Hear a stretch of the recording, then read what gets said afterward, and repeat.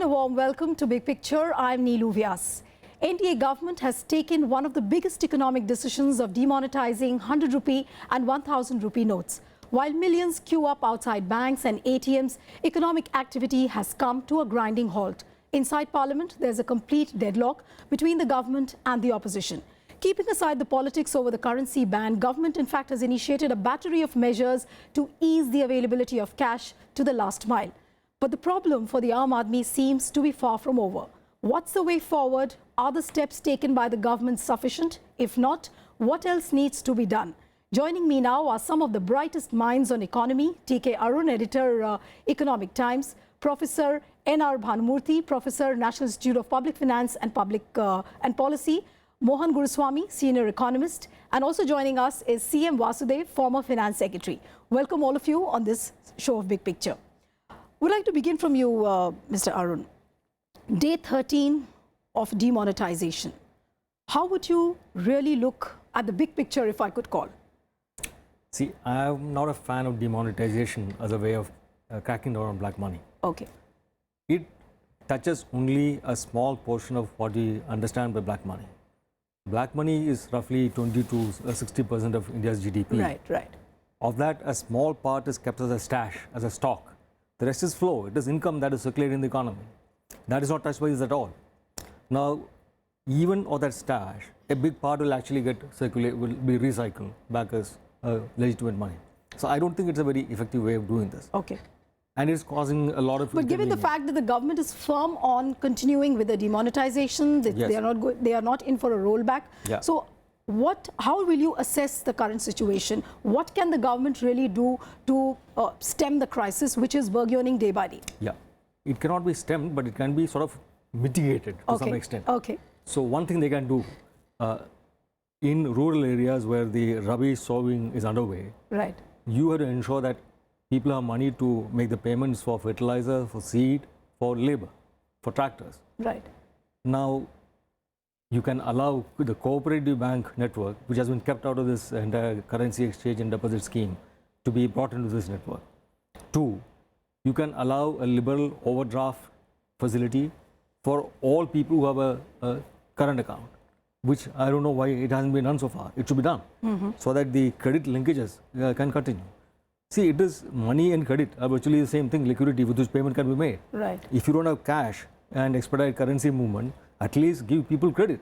Right. But Mr. Guruswamy, given the fact that every day the government convinces inside Parliament as well as outside Parliament, there is enough cash flow and people need not panic. And this is, for the larger gain, little bit of pain, can be overcome.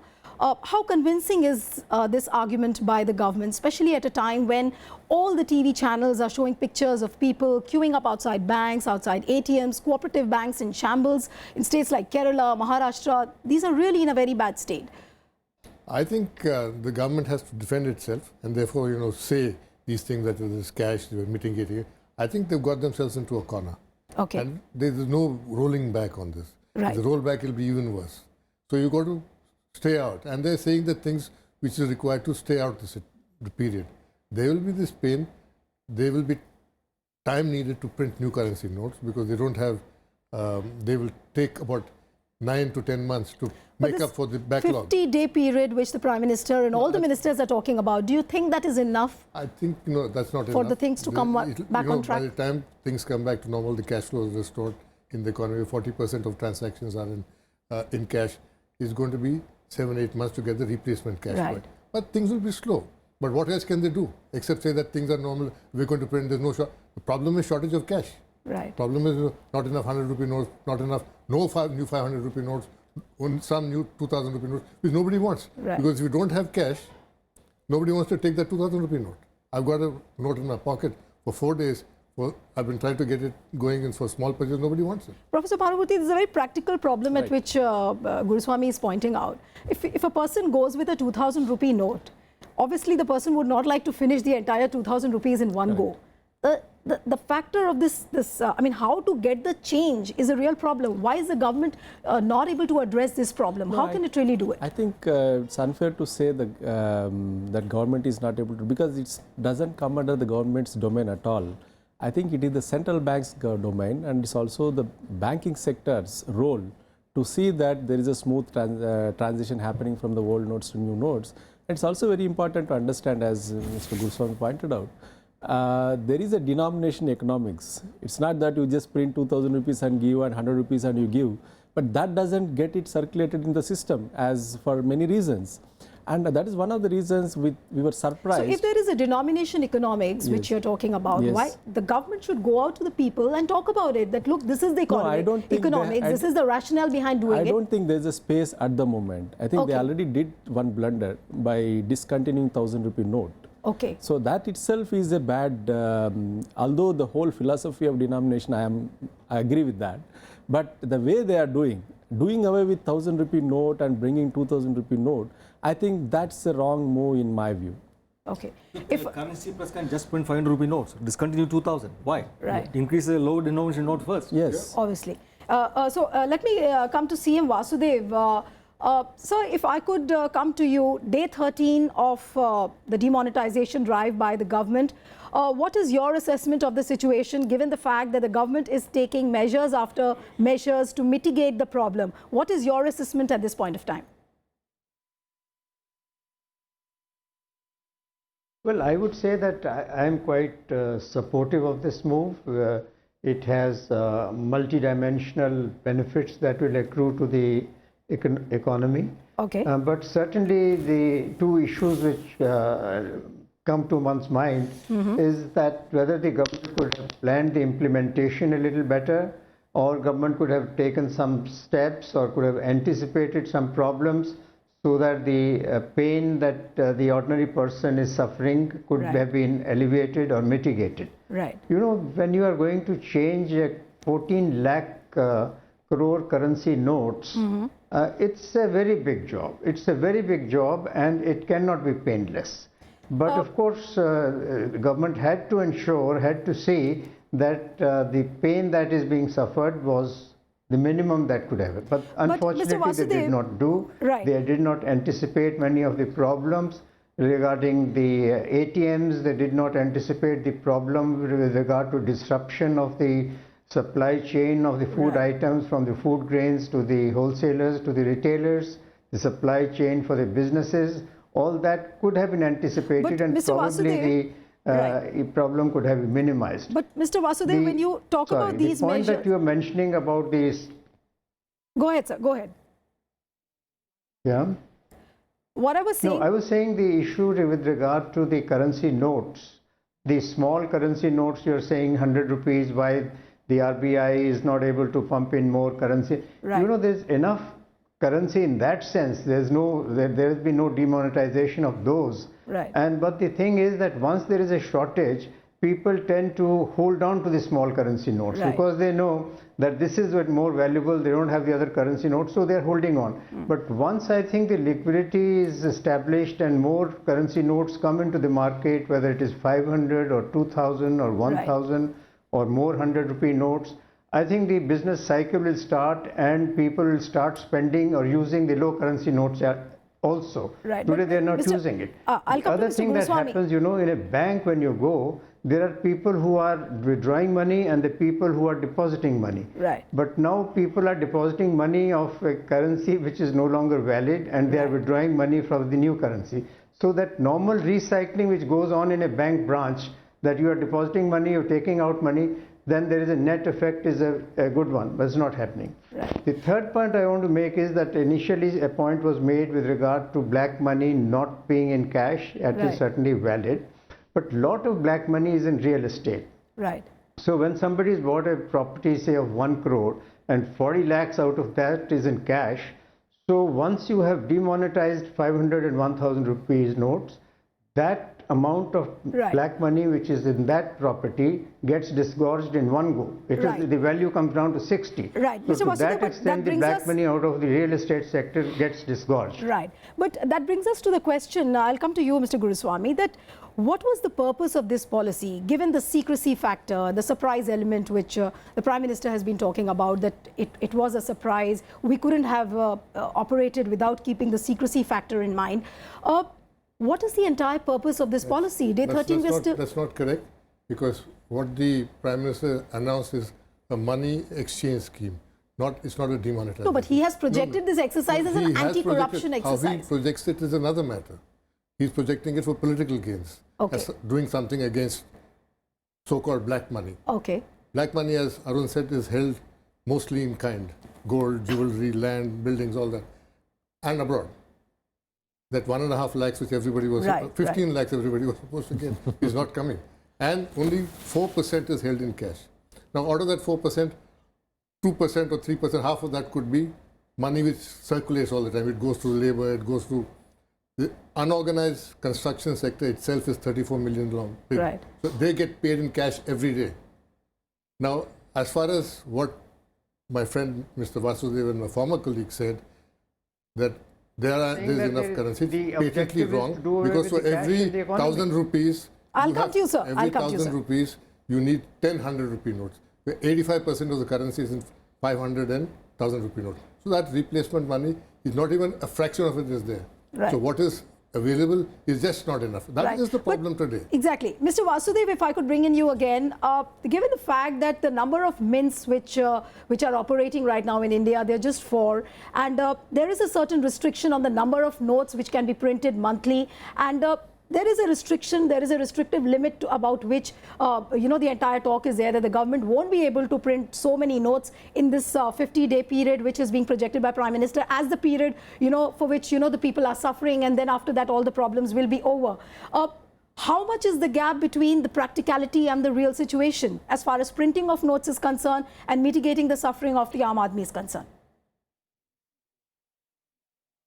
I wish the government had made the RBI, some spokesman of the RBI, the public face to convey to the people what is happening with regard to currency notes, how much is being printed, how much is being sent to the banks and all that. Because ultimately it is really the RBI which has to be in the driver's seat.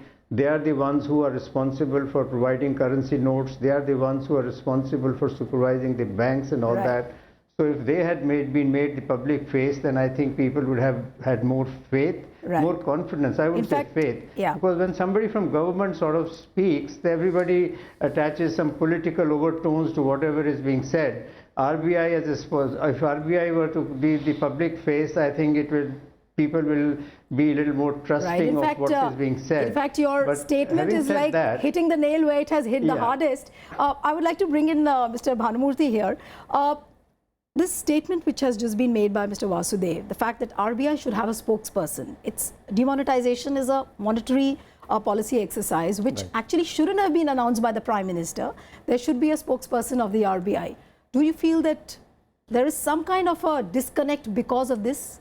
Well, I think I raised this issue in the previous discussion in the same channel, that demonetization, printing of currency, the issues related to liquidity, the issues related to ATMs, banks, everything comes under the purview of the banking sector as well as RBI. I think from the day one, what we are seeing is that somehow, there is some kind of a disconnect. I really don't know whether it's a deliberate or is it something else is there, I don't know. But I thought they should have been in the forefront. Take for small instance, they are doing this huge exercise of replacing the old currency, and nowhere in the whole exercise they realize that the existing ATMs cannot be used for issuing the new currency notes. That is the minimum one should have really looked at before we go for replacing that. My question is that is the government really at this point of time has even come to the realization of the fact that it was an ill-thought plan, it was an ill-conceived plan, maybe the timing was wrong, they could have announced it later, after making a lot of preparations. Is the government actually realizing it? Why will the government ever realize it or admit it? The government will never realize it or admit it. The question is, will the people realize it or admit it? I don't think people so far have admitted it. I think it has been a brilliant political move on the part of the Prime Minister to convince the people that this government is actually fighting a battle on behalf of the poor against the rich who have hoarded black money. So to that extent, people are still supporting him. But how far they will support if their actual lives are affected and they continue to suffer and they see that this doesn't really tackle black money. I do not agree with Mr. Vasudev that just by changing currencies, you have disgorged the black money portion of real estate. No, you don't. if one building costs 1 crore rupees and 40% has been paid in cash, right now people don't have the liquidity to pay that. Right. But once you have re-established the liquidity, 10 months down the line, what prevents them from doing the same thing? Right. No, but there is a small point here. Yes. You know, the increasing the real estate prices is also because of the black money. There is also a lot of linkage between the actual black money generated in the system and the cost of the real estate. But the government doesn't seem to be addressing to these sticky issues. No? How will you address the black money in the real estate sector? The question which still needs an answer is, why is the RBI not on the front seat? Right. The RBI is out of it because 7 months ago, proposal went to the RBI and Governor then Raghuram Rajan said, no, it's not feasible, it's not practical. You have to do it somewhere else, you know, in some other way. And it's an official RBI report studying the situation, which probably includes the present RBI governor, because he was the previous governor's trusted deputy. But Now, he is completely out of it. So, because he obviously doesn't want to own a policy which he didn't support in the first place. there are also reports, Mr. Guruswamy, of how SBI Chairman Arun Bhattacharya is trying to gain all the brownie points and Urjit Patel is hardly getting to speak. Yeah. But that is, I think, little gossip. Okay. You know, because she's been bypassed and now she's got her extension period is over. Hopefully after that they'll ask her how she lent all that money. You know, that's a different thing completely. But you know, how are you going to stem black money in the future is the question. Right. Already there's a news report which I read yesterday that a bribe was paid in Gujarat in the Department of Education in new currency notes, 2 lakhs rupees. Right. So already it's back in the business. How did one person get 2 lakhs of rupees in new currency? See, this is what should be discussed. What can be done to prevent generational black money? Right. Correct. You need political reform of political funding. You need governance reform. You need taxation reform. Right. You are implementing GST, but you are keeping real estate out of it. Why? Right. Instead of having stamp duty, have a registration fee, which then companies can take credit for, input credit for when they pay tax on their rental incomes. In which case, they actually have an incentive to declare the true value and get a higher input tax credit. Now, you are keeping it out of GST. That is actually not helping you prevent generational black money. So taxation reform, governance reform, political reform, these are the areas where you actually need to look at. But I think in all these areas which Mr. Arun pointed out, there are some reforms already. I mean, there's some discussion definitely there. Like, for example, it's not, I don't think it's a one-off event. I think we need to really look at in a sequence. We had something financial inclusion program. We had something GST later. I don't know what kind of form it is going to take, but we know that it is going to bring down the informal sector in a big way. I think it's a sequencing kind of. So you say, according to you, it's a well thought out program, well calibrated program by the government? It's a well calibrated program, not just by one event. I think it's a sequence of events since the Jan Dhan scheme that we got into. Okay. I mean, the broader picture that the government is trying to achieve is reduce the cash transactions in the system. Okay, but if I could come to you, Mr. Vasudev, government is talking towards moving to a cashless society. Now, in a country like India, where cash economy has been the norm of the day, how do you really move to a cashless society when bulk of the people do not have things like credit cards or, I mean, they don't have any avenue for a plastic money? How do you convince the Aam Aadmi for... These are movements, these are moves. You can always be critical in that sense, but the point is that if you want to move in the direction of use of less and less cash in your business transactions and your spending habits, you cannot achieve that overnight. And I don't think the demonetization in any way is going to do that overnight. Okay. But certainly it will bring more and more people into this habit of using more of digitized money and rely less on cash. But it is a long process. You have to vary 125 crore people. It can't happen overnight. And to say that will this do this or will that do that, of course it cannot do it overnight. But it is a move in that direction. But I want to make 2 other points. One point was made with regard to the RBI and all. Of course, I am not privy to what the previous governor or the present governor is thinking, but I cannot, having worked in the system, I cannot imagine that government took this decision without the RBI being fully on board. Okay. I am sure they are fully on board, and also about the chairman of the State Bank of India, I think they have done very good work, they are working very hard, and she is not earning brownie points by any chance. It's Okay. not fair to say that she is trying to earn brownie points. She's just she's being brave enough to come and face tough questions and tell the real thing to the people, that this is what the banks are doing and this is more that they are planning to do, and this is how their problem are going to get mitigated as the days go by. So Okay. I think we have to give credit where it is due. Okay. And Mr. Guruswamy, the point you would with like to regard say something on RBI this? is, I feel that RBI is fully on board, but they should, RBI should have been more the public face of this whole program, Yeah. rather than the government being the public face. Yeah, that's Okay, what Mr. we- Guruswamy? I feel the RBI is not fully on board. Okay. There have been reports These that are how these- the chief economic advisor was also not Not kept in the on board. loop of the So- entire so decision. forget about that. To say that there will be this transition, we'll get out of this cash economy, it'll take time. But it is causing huge pain to people you're trying to save. Now, 34 million people in the construction sector, half of it is shut down now. They're all heading towards villages, back home, where Right. there are no jobs, which is why they came to the cities. What happens to them? What is the kind of pain you're inflicting on the poorer classes you're supposed to, No, to but save no- and help? No, let me Right, finish. right. Let me finish. 34% of people don't have bank accounts. And out of the other 50% who got the Jan Dhan accounts, half of them have zero balances. Right. In which the banks are fudged by putting 1 rupee in everybody's account to say that there's money and this. So it's all total fakery going Professor, on here to live in Bhanumurthy, a world of make-believe. Despite what all Guruswamy has just pointed out, do you think that the government still has the potential to hold up to the public and say that, look, this is what we have done and this is so good for you all? Yeah, I think at the moment they're still brave, and I mean they have taken. And it quite hasn't a- affected the popularity of the Prime Minister? I don't think so. I mean, he has asked 50 days time, so we have to wait and see what happens by December 30th. So you still we want still to- have a long way to go, actually. Okay. Yesterday, No, they were I swearing would say- in I would UP say, in a public meeting. The first reform that any political party or government which is serious about cleaning up public life would Political. do is to start with political funding. Yeah. Right. Their own party's funds. How would you collect money? So the coming elections will be a litmus test? I don't think you so. feel? There is no sign so far of any party trying to collect money only through fully open check contributions. Okay. The Aam Aadmi Party started it.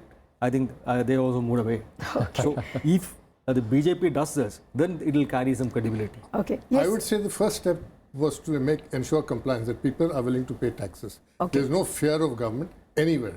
So you do it openly, in government offices, outside government offices, in courts, everywhere it's done. So because if the first thing they should have done is, made penalties stiffer, make mandatory jail sentences, all Right. that, make it a major So crime. tax It was not- compliance, tax then you regulation get could have been the credibility. first step rather than Then going you in for start- demonetization. Then you would have started with various things. Now you started off with GST, which came from the previous regime. You opposed it then, now you support it. Then you take it and make 7 sections in it now.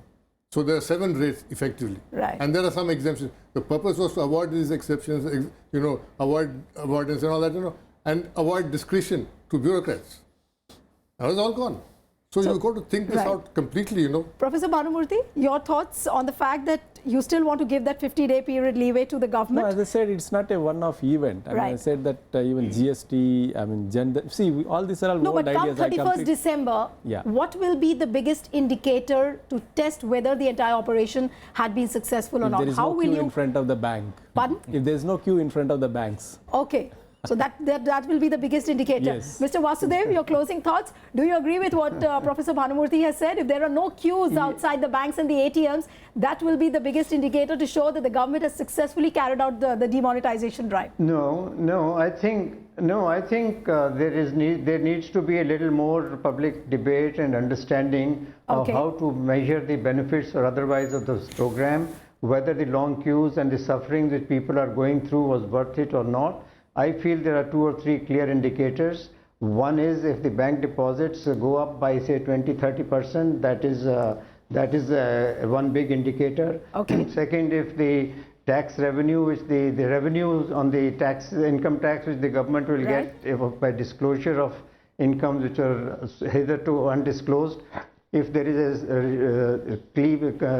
a steep increase in the tax revenue, that will be another indicator. Right.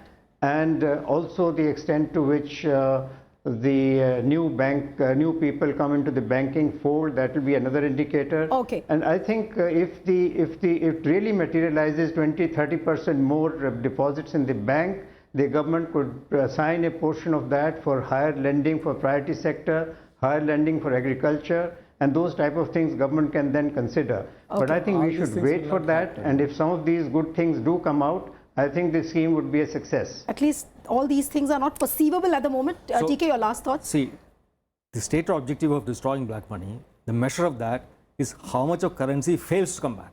Okay. Okay, that which does not come back is a measure of how much black money you actually have prevented from coming back to the Right, system. right. The other would have been recycled, laundered back into the system, converted into new notes. See, you are not requiring everybody to actually put their money into an account. You are allowing them to exchange. So people come and exchange. So that way you are not actually destroying black money. You are actually converting black money from old notes to new ones. Right.